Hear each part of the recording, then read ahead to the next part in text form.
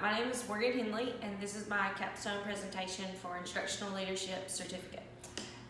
The title of my project is Using Class Dojo to Help Students Transition and Increase Their Positive Behavior. So, to begin, I had to form a hypothesis, which was 5th grade students at Moulton Middle School will improve their transitional behaviors through the implementation of a positive behavior program. And that program that I chose to implement was Class Dojo, and that's an app. The purpose of this was to decrease the discipline records and to improve the overall school rating, and then to help students with their transitional behaviors, which in turn affects their learning. The rationale would be to share with my fellow co-workers in the 5th grade grade level, possibly 6th grade, and share the results and how the study was conducted. So the context and demographics. I work at Moulton Middle School, so that's located in Moulton, Alabama. It's a Title I school. We serve about 560 students approximately, 5th, 6th, 7th, and 8th. 5th and 6th grade are located downstairs, 7th and 8th grade are located upstairs. It's a split level building. And then 62% of our students eat free or reduced lunch and breakfast. You can see the demographics here. Most of our students are Caucasian. We have a few students that are Native American and African American, but majority of the population at school is Caucasian. So, as I begin with the connections to literature, there were 3 main points here. The first one is transitional years are key for students. When they come over to the middle school, when they transition at whatever grade that is, research shows that this is going to affect the school climate and culture in either a positive or a negative way. And that's the school climate and culture, not even the student that we're talking about.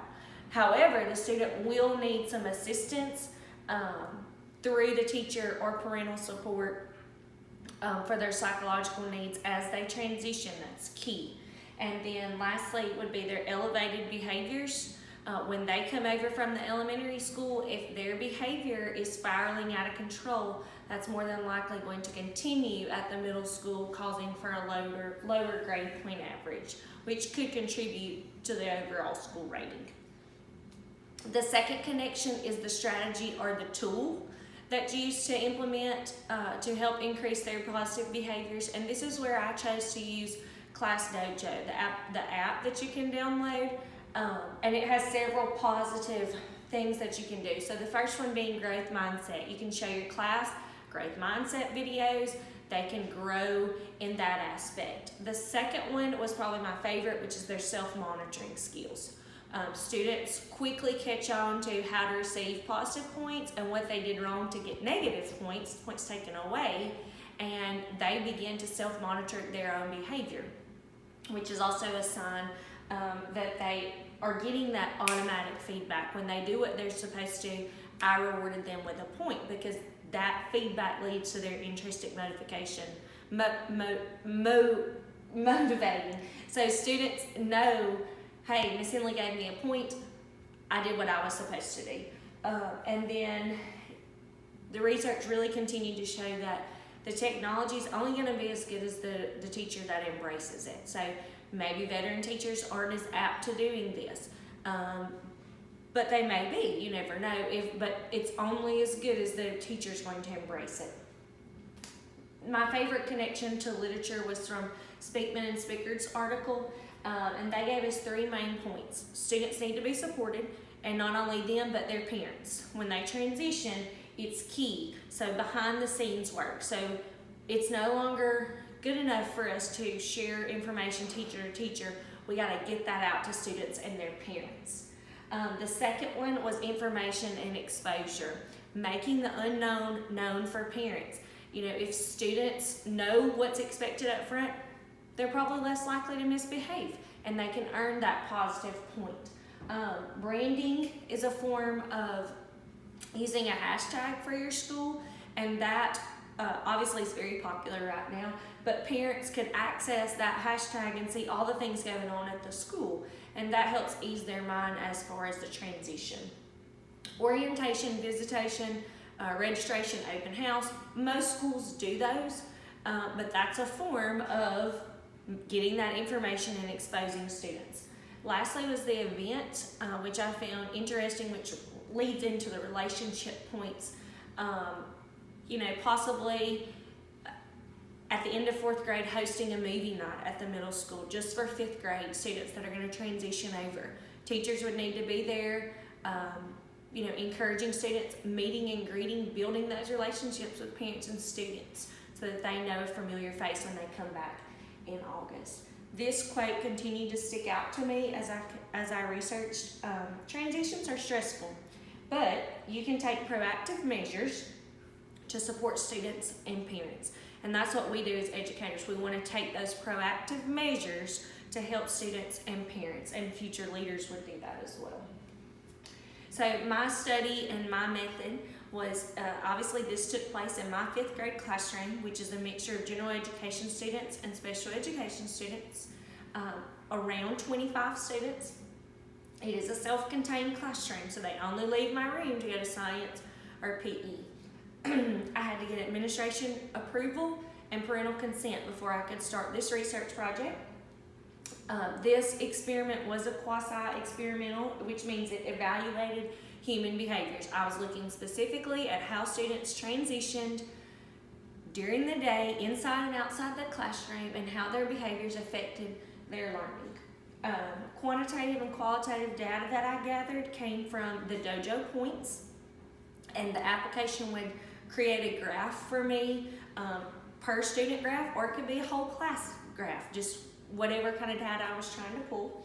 And then also I tried to journal with students about their behaviors. Also set goals for students. I set some goals for specific students, and then I would track and gather their data. I used August to get to know my students. I started implementing dojo in September through the last time we got out for school. So based on the research, I found that it was very, very much so helped increase students' positive behaviors. Now, I only chose to give my students positive points in dojo so that this was a positive experience for them and their parents. On the chart here, the blue bars that was the baseline data that I got from iNow, which would be from their 4th grade report. I set specific goals for students, and I'll elaborate on that in a minute. But in this chart, you see that I chose 5 students only to look at instead of 25. That helped narrow down the data and kind of look specifically at things. So 2 were male and 3 were female.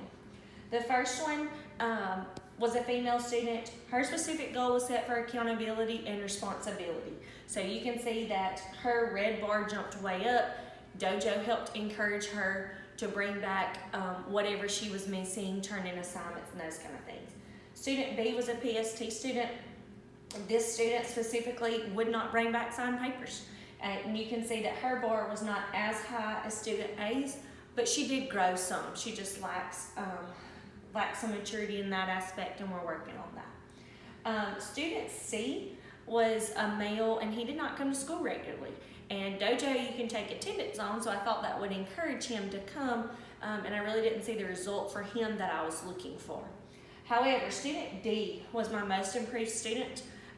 Coming out of 4th grade, his behavior was at an all-time record high, lots of discipline reports. And so I knew starting with him that I wanted to really work on that intrinsic motivation and push him to self-monitor and those type of things through the app. And you can see that he made the most gains, and he's the one that I'm the most proud of in my class. And he really has matured a lot through this, the implementation of this app, and it shows in his grades and his lack of discipline referrals. And student E represents most of the students in my class. I've been blessed with a very good class this year, and most of them do what I ask them to do, and they had major signs for increasing their positive behavior.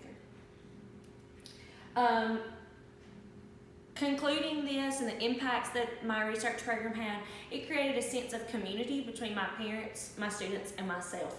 They were able to reach out to me just at their fingertips. They could text me through dojo, ask what was going on with their student, if they saw positive points, or if they had a question, or if I needed to send out a mass message, or if they needed to contact me. It was so convenient. However, I struggled with the fact that I didn't want to walk around with my cell phone, so I would leave it up on my desktop.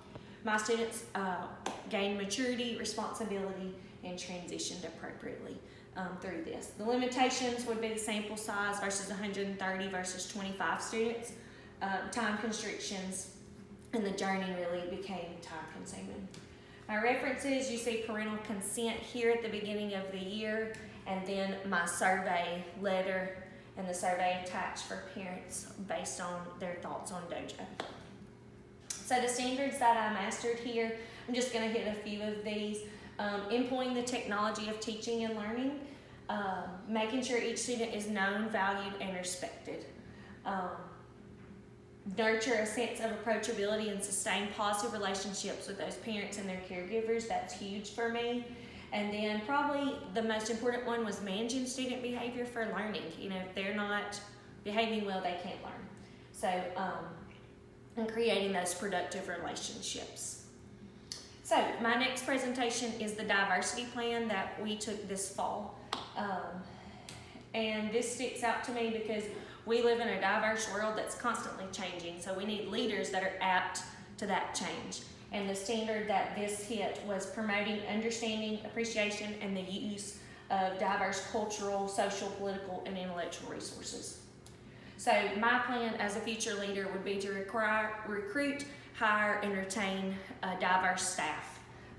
Increase cultural awareness for students, faculty, families, and then a cultural training each year for students and parents and staff. So you would see this continued. You would start with the school, the family, and the community involvement. Get those people that are diverse involved in the school. Have students and families complete surveys. That would be huge. And then ways that students could express their diversity would be through student presentations. Our ESL students, we could host Parent Project, which is a way to keep students motivated coming to school. And then lastly, it would be reaching out to those students that need certain food bags and those kind of things to meet their diverse needs. So students, faculty, and staff will receive annual cultural awareness training each school year. This is important to me because it's not just the faculty and staff that would receive the cultural training. It would be parents and students as well. Our students would know that we care about them, and they would know that we want to reach their diverse needs and how they could learn about their other peers and their diversity. So the standards that I mastered with this one I kind of hit on already would just be that every student, by ensuring the development, that the cultural is responsible, we're responsive to the school, and how that we can meet those students' needs. Advocating for children, families, and their caregivers, and then promoting that understanding and appreciation of the diverse cultures. So, thank you so much.